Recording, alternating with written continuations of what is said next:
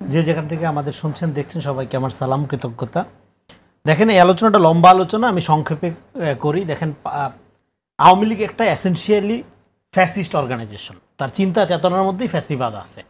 এটাকে আমরা যে এতদিন রাজনীতি মনে করছি, এটা হলো আমাদের প্রথম অশিক্ষা, রাজনৈতিক অশিক্ষা, এবং তার কাফফারা আমাদের বাচ্চা বাচ্চা ছেলেদের জীবন দিয়ে করতে হয়েছে।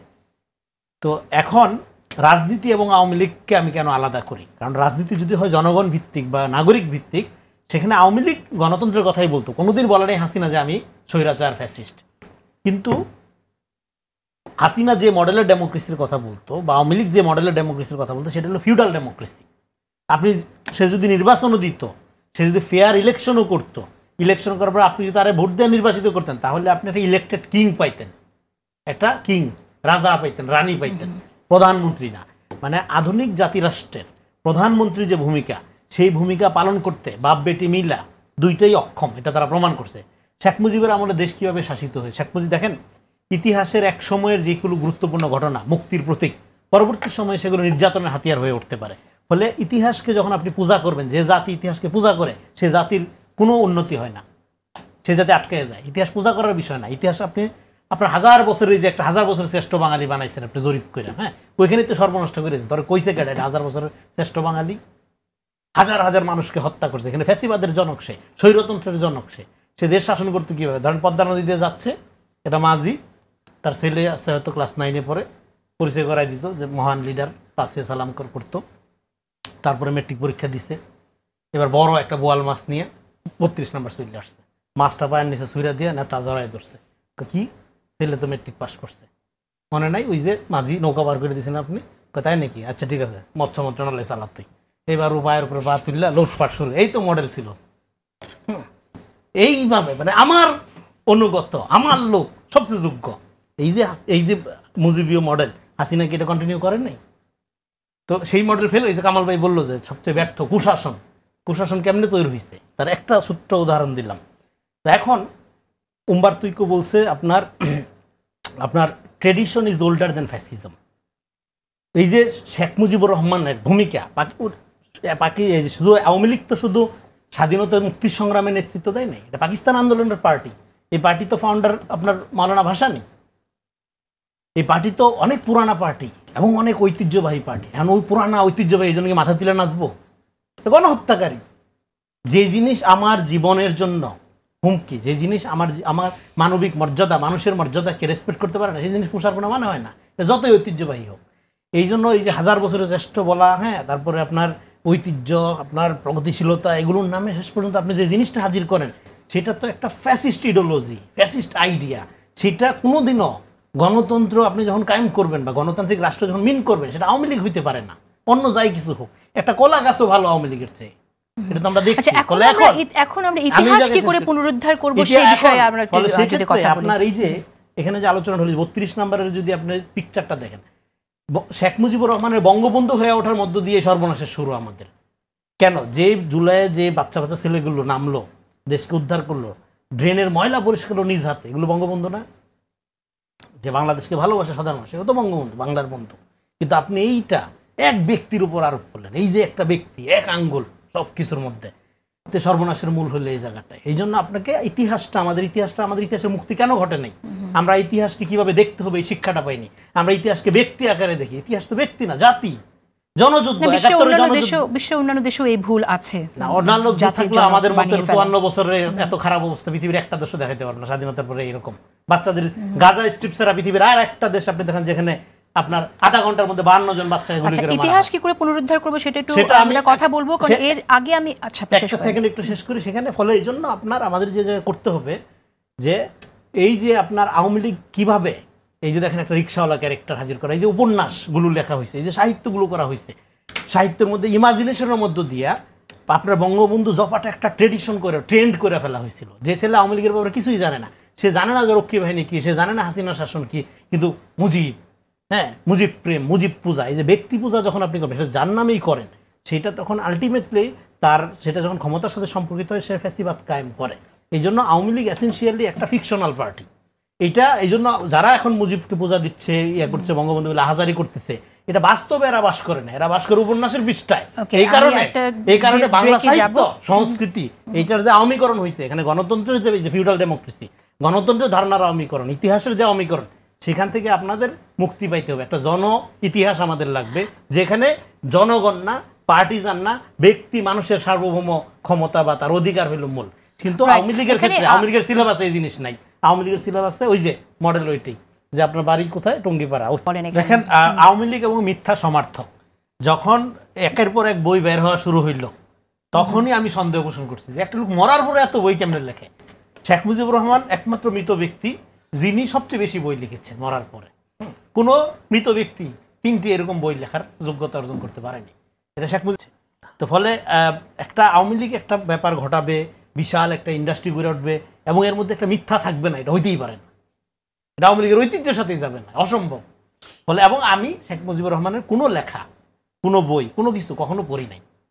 হ্যাঁ, কখনো পড়ি না, কারণ আমার বিশ্বাস হয়নি।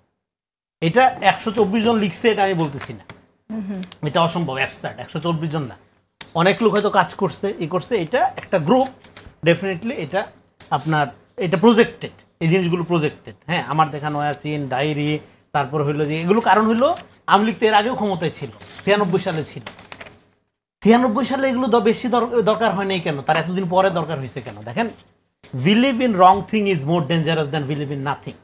বাংলাদেশে মিথ্যা বিশ্বাস করার পরিণতি কি, এটা আজকে আওয়ামী লীগের নেতাকর্মীরা ভোগ করতেছে। আওয়ামী লীগের নেতাকর্মীরা তো কল্পনাও করে নাই শেখ হাসিনা এভাবে পালাই যাবে তাদের রাইখা। ফলে এই সংগঠনের যারা মুজিব পরিবার, এরা তো তাদের নেতাকর্মীদেরই ভালোবাসে না, নেতাকর্মীদের মৃত্যুর মুখে ফালায় আজকে পালাই গেছে। আজকে আওয়ামী লীগের নেতাকর্মীরা দেখেন সারা দেশে কি অবস্থায় আছে তারা, এবং এখানে প্রপার বিচার না হওয়ার কারণে আজকে দেখেন ঝাহরে ধরে হত্যা মামলা, এই যে ত্রুটিপূর্ণ মামলা, এই যে রিক্সাওয়ালাকে ধরা, রিক্সাওয়ালাকে ধরার মধ্যে এমন এক আবেগের গল্প আপনি ফেলাবেন, হ্যাঁ, এমন এক স্টোরি লেখা হবে, দেখবেন যে মানুষ হাউমাউ করে কানবে, কিন্তু পরে দেখা যাবে আপনি ভালো করে খুঁজবেন, দেখা যাবে রিক্সাওয়ালা হায়ার করে আনছে। ওকে, আমি আসবো আপনার কাছে। এই যে আওয়ামী লীগ এবং মির্জাফর বললে কি আপনার বলতে হয় যে প্রতারক, মিথ্যাবাদী? ফলে আওয়ামী লীগ যখন আপনি উচ্চারণ করবেন, এটার সাথে মিথ্যা শব্দটি উচ্চারণ করা বাহুল্য মাত্র, দরকার নেই বলার। এখন আসলে দেখেন, আমরা অভ্যুত্থানটা মনে হয় পুরোপুরি বুঝতে পারতেছি না। অভ্যুত্থান হওয়ার মধ্যে দিয়ে সেকেন্ড রিপাবলিক শুরু হয়ে যায়, কারণ কোনো সংবিধানে নাই প্রধানমন্ত্রী পালাই যাবে, তারপর তো গেছে। তার মানে এখন তারপরেও সাংবিধানিক ধারাবাহিকতার মধ্যে দিয়ে চালানোর জন্য আমরা আপাতত এটা চালাচ্ছি। তার মানে আমরা এই পুরো পিরিয়ডটাকে বলতেছি এক্সট্রা কনস্টিটিউশনাল টাইম।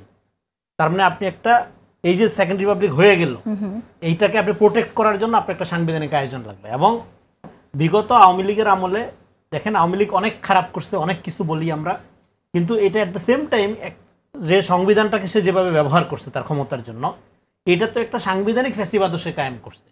আপনি দেখেন সংবিধানে সে ইতিহাসের ব্যাপারে এমনভাবে করছে, ধরেন শেখ মুজিবুর রহমানের ব্যাপারে যে জিনিসগুলো বলছে, ঐতিহাসিকভাবে আপনার সাংবিধানিকভাবে সে ফিক্সড করে দিচ্ছে, আপনি প্রশ্ন করতে পারবেন না, আপনি ইনকোয়ারি করতে পারবেন না, মাইনে নিতে হবে আপনাকে। কিন্তু সেগুলো তো এখন সংশোধন হচ্ছে। তার মানে কি ওটা কোনো সংবিধান ছিল না, সেটা ছিল আওয়ামী লীগের ক্ষমতাকে পাকাভুক্ত করার একটা সাংবিধানিক সুতা, অজুহাত।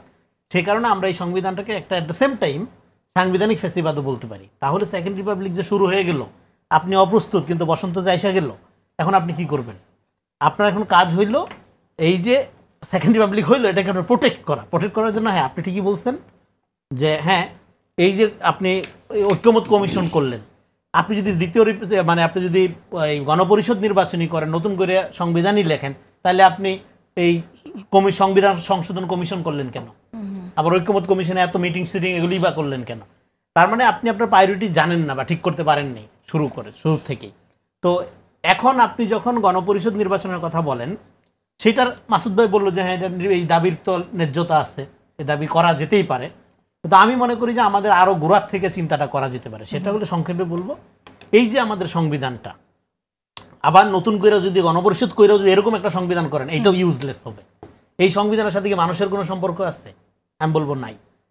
এই যে একটা সংবিধানকে ল বুক, কিতাবুল মুকাদ্দাস বানাইছেন আপনি, যেটা কেউ কইরা দেখে না, কোনো লোক জানে না, খালি মাথায় মুখে মুখে বলে সংবিধান সংবিধান। সংবিধান কি? মানুষের কালেকটিভ উইলের একটা স্পিরিচুয়াল ডকুমেন্ট, 8 থেকে 16 পাতার মধ্যে হবে, সহজ ল্যাঙ্গুয়েজ হবে, যে কোনো মানুষ পড়া বুঝতে পারবে। আর ল, আপনি আজকে যত ভালো লই করেন না কেন, 5 বছর পরে কন্ডিশন চেঞ্জ হবে, নতুন টেকনোলজি আসবে, নতুন রিয়েলিটি হাজির হবে, এটা চলবে না, নতুন ল করতে হবে। সেটা অলওয়েজ জনগণের নির্বাচিত প্রতিনিধি করবে। কিন্তু আপনি এই পুরো সংবিধানটাকে একটা কিতাব, মানে একটা আইনি কিতাবের বই বানায় রাখছেন কেন? এটা তো সংবিধান হইতে পারে না। সংবিধান অনেক ছোট হতে তার পারে। মানে কি, তার মানে আপনি রাষ্ট্রীয় আয়োজনটা এমন ভাবে করছেন, সংবিধানটা দিয়ে একটা উদাহরণ দেওয়া যায় যে এই রাষ্ট্রীয় কাঠামোর সাথে, ক্ষমতার সাথে জনগণের, সাধারণ মানুষের কোনো সম্পর্ক থাকবে না। এটা শুধুমাত্র উকিল, মুক্তার, ব্যারিস্টার, রাজনীতিবিদ, পার্লামেন্টারি যারা থাকবে তারা, মন্ত্রী, মিনিস্টার, এদের মামলা হবে রাষ্ট্রটা। ফলে এই জন্য গণসংবিধানের জন্য আমি মনে করি আমাদের যে সংবিধানটা, এই সংবিধানের যে কাঠামো, এটা আওয়ামী মুজিববাদী যে কাঠামো, এই কাঠামোর বাইরে যদি আপনি রিয়েলি বের হইতে চান, তাহলে নতুন সাংবিধানিক প্রস্তাবনা নিয়ে আমাদের চিন্তা করার সুযোগ আছে নতুন বাংলাদেশের শুরুর জন্য। সেক্ষেত্রে এগুলো থাকবে, মুক্তিযুদ্ধের অর্জন এগুলো থাকবে, কিন্তু সেটা এরকম একটা ল বুক হিসাবে না, সেটা থাকবে একটা, আমি যেটা বললাম যে জনগণের কালেকটিভ উইলের একটা স্পিরিচুয়াল ডকুমেন্ট হিসাবে, এবং যেটা নতুন সাংবিধানিক প্রস্তাবনার জন্য তো আবার আরেক দফা বিস্তর আলোচনার আয়োজন করতে হবে। গণঅভ্যুত্থানে একটা ঐক্য হয়েছে, সেই ঐক্যটা কি দেখেন, বাংলাদেশে কোথাও কোনো ঐক্য নেই, কিন্তু একটা জায়গায় কিন্তু ঐক্য আছে, সেটা হলো ভারত প্রশ্ন এবং আপনার বিশেষ করে আওয়ামী লীগের প্রশ্নে ঐক্য তো আছে। তার মানে এই যে ঐক্য, ন্যাশনাল কোশ্চেনে ঐক্য আছে, ফলে এই ঐক্যটা ল, সোর্স অফ ল কি, এই সরকারের বৈধতা কি, এই সংবিধান দিয়ে তারা শপথ নিছে, কিন্তু সংবিধান কি তার বৈধতা? না, নিশ্চয়ই না। গণঅভ্যুত্থানের এই সরকারের বৈধতা আমি আসছে আলোচনা। দেখেন, পাওয়ার শুড বি ইম্পার্সোনাল। আমরা ক্ষমতাকে সবসময় ব্যক্তিগত আকারে দেখি। এতদিন আপনি 15 বছর বিএনপি জামাত দৌড়াইছেন, এখন আপনি আওয়ামী লীগ দৌড়াবেন, এটা হইতে পারে না। একটা ট্রুথ অ্যান্ড রিকনসিলিয়েশন করেন, আওয়ামী লীগকে ভিকটিম বানানো যাবে না, ভিকটিম বিকাম কিলার্স। হ্যাঁ, ফলে আমাদের জাতি গঠন করতে হবে। জাতি গঠনের জন্য ডেফিনেটলি আমি মনে করি আমাদের এই যে সাংবিধানিক কাঠামো, এই গণবিরোধী সাংবিধানিক কাঠামো থেকে বের হইতে হবে। কিন্তু বের হওয়ার পদ্ধতিটা, প্রক্রিয়াটা কোনো হঠকারী অ্যানার্কিস্ট পদ্ধতি না, সেটা একটা প্রপার সুন্দর ইলেকটোরাল পদ্ধতির মধ্যে দিয়ে আমাদের বের হইতে হবে। এই যে আমাদের উচ্চকক্ষ দাবি হচ্ছে, এটা যদি আপনি পিআর এর মাধ্যমে করেন উচ্চকক্ষটা, তারা এখানে বিভিন্ন দলের প্রতিনিধিত্ব থাকতেছে, সেটাকে আপনি একটা দায়িত্ব দেন না কেন যে তাহলে বাংলাদেশের জন্য, একটা গণতান্ত্রিক বাংলাদেশের জন্য একটা নতুন সংবিধান করার জন্য আমরা কাজ করি, এবং সমাজের বিভিন্ন শ্রেণী পেশার মানুষের ভিতরে কমিটি করেন আপনারা, সবার মতামতের ভিত্তিতে 5-7 বছর কাজ করে একটা নতুন সংবিধান তো হইতেই পারে, এবং যেটার মূল জিসটা একটা 8 থেকে 16 পাতার মধ্যে থাকবে, এবং আইনগুলো নির্বাচিত সংসদ যখন দরকার জনগণের প্রতিনিধিরা আইসা করে নেবে। হ্যাঁ, সবচেয়ে বড় কথা হলো আমাদের এখানে মানুষের মর্যাদা বোধ নাই। মানুষের মর্যাদা ফিরায় আনাটা সবচেয়ে জরুরি বাংলাদেশ।